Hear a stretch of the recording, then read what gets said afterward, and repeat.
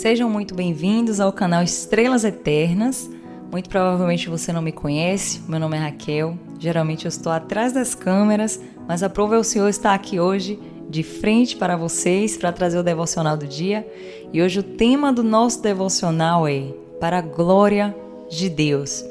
Hoje eu quero falar sobre aquelas situações na nossa vida bem turbulenta, sabe? Que parece que o mar vai afundar a gente, que Deus não está conosco, que perdemos o controle da situação. É exatamente nessas situações que o Senhor, Ele gosta de se manifestar. E eu quero trazer aqui agora uma palavra que está lá no livro de Mateus, no capítulo 14. A palavra ela nos conta que havia acabado de acontecer um milagre, o milagre da multiplicação dos pães.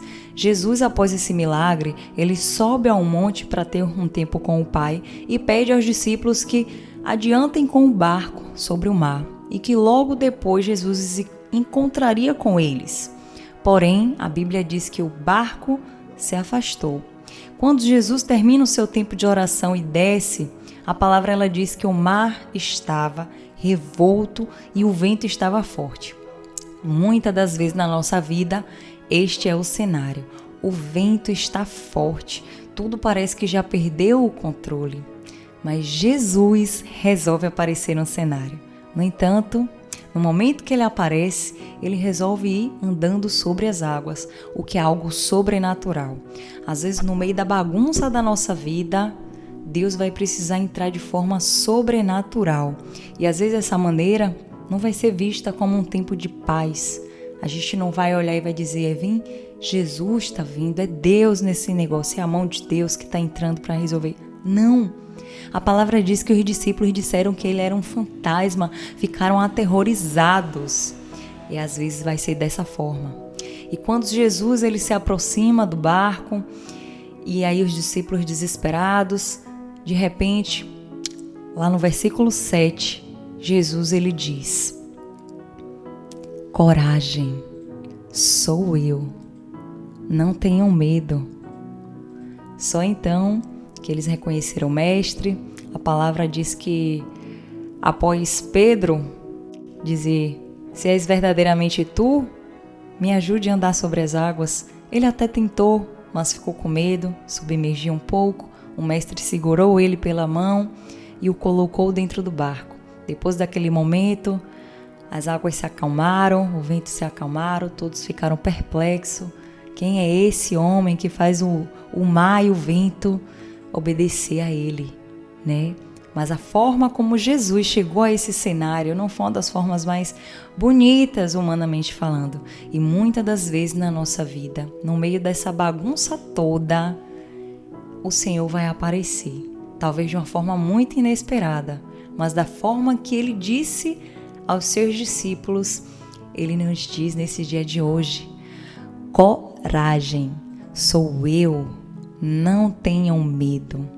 Irmãos, às vezes toda essa tribulação é para que o Senhor seja glorificado na nossa vida. A nossa fé ela precisa ser mais fortalecida. Existe também um outro exemplo que se encontra lá no livro de João.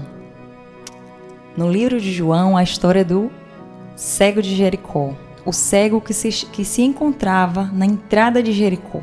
A palavra diz que Jesus passava e se deparou com aquele cego.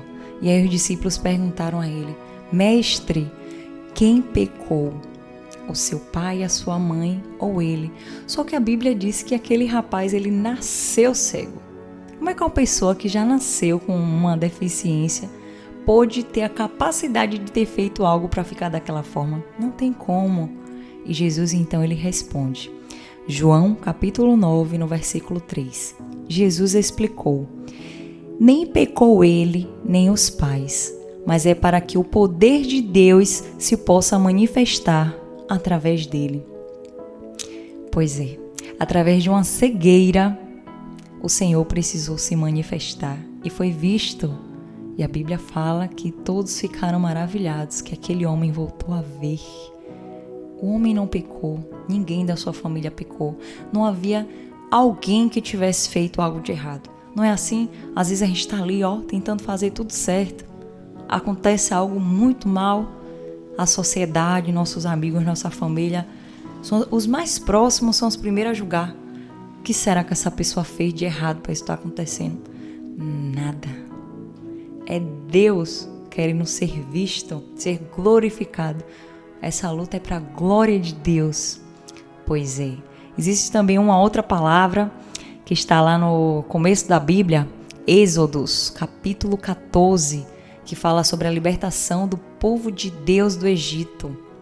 A palavra ela diz que os hebreus eles ficaram escravizados ali na terra do Egito por pouco mais de 400 anos e Deus ele levanta um libertador, que é Moisés. Como é que pode o povo de Deus, que se chama pelo povo de Deus, ser escravizado por um outro povo que não conhecia o Senhor? Isso já era muito injusto. Deus levanta um libertador para tirar aquele povo daquele lugar. E no momento da libertação, no momento que aquele povo vai sair do Egito, eles se deparam com um paredão e o mar. Naquele momento, os hebreus ficaram desesperados e eles olham para a cara de Moisés e diz: por que fizeste isso conosco? Eu acho que naquele momento aquele povo pensou assim: a gente já nasceu para ser escravo. Que mal havia a gente lá no Egito. Por que não deixou a gente lá? Agora traz a gente para cá. Para quê? Morrer afogado? Não faz sentido ter tirado a gente de lá para trazer a gente para o aprisco, para uma situação dessa. Mas então, a palavra diz que lá, Êxodos, capítulo 14, do versículo 13 ao versículo 15, diz: porém, Moisés respondeu: não tenham medo, fiquem firmes e vocês verão que o Senhor vai salvá-los hoje.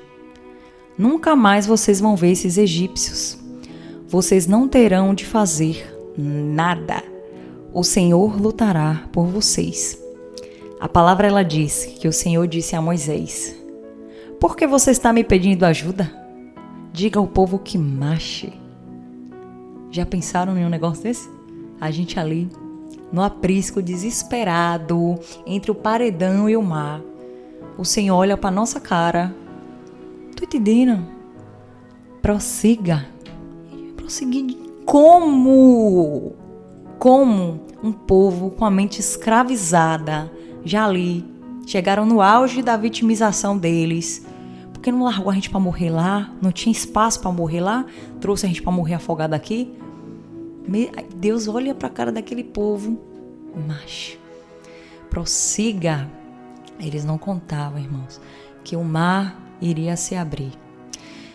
Em outras palavras, às vezes vai ser necessário que a gente chegue no fundo do nosso poço, naquele beco sem saída, para que algo muito épico aconteça. O mar vermelho se abra para a glória de Deus, para que o nome do Senhor seja glorificado.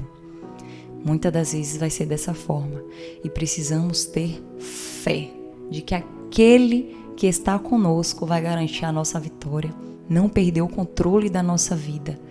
Não permita que as ondas, o vento, o mar turbulento faça você acreditar que não tem saída e que você está fazendo coisas erradas, que você está causando a sua própria morte, sua própria tragédia. Tenha fé. Creia naquele que te chamou, que está no controle da sua vida. Muitas das vezes ele vai permitir, sim, que o mal chegue até nós, mas para o seu nome ser glorificado.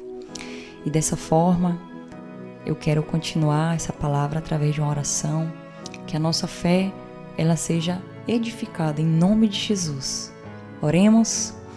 Espírito Santo de Deus, Pai querido, Pai amado, Senhor, nós te agradecemos, Pai, pela tua benevolência, pelo teu poder, pela tua soberania na nossa vida. Deus, obrigada, porque o Senhor tem um domínio, Senhor, de tudo. Pai, nos perdoa, Senhor, pelos momentos que a nossa fé fica abalada. Pai, nos perdoa pelo momento de desespero, Senhor, que parece que a onda vai submergir a gente vai se afundar, se afogar. É um desespero, Pai.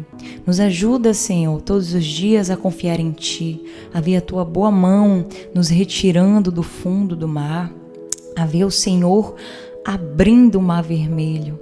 Que a nossa fé, Senhor, aumente e que a gente entenda que todas as coisas cooperam para o bem daqueles que amam a Deus segundo o propósito que foram chamados. Restaura a nossa fé, Senhor. Cremos que tudo é para a Tua glória, Senhor. É isso que te pedimos e te agradecemos na certeza da vitória. Amém.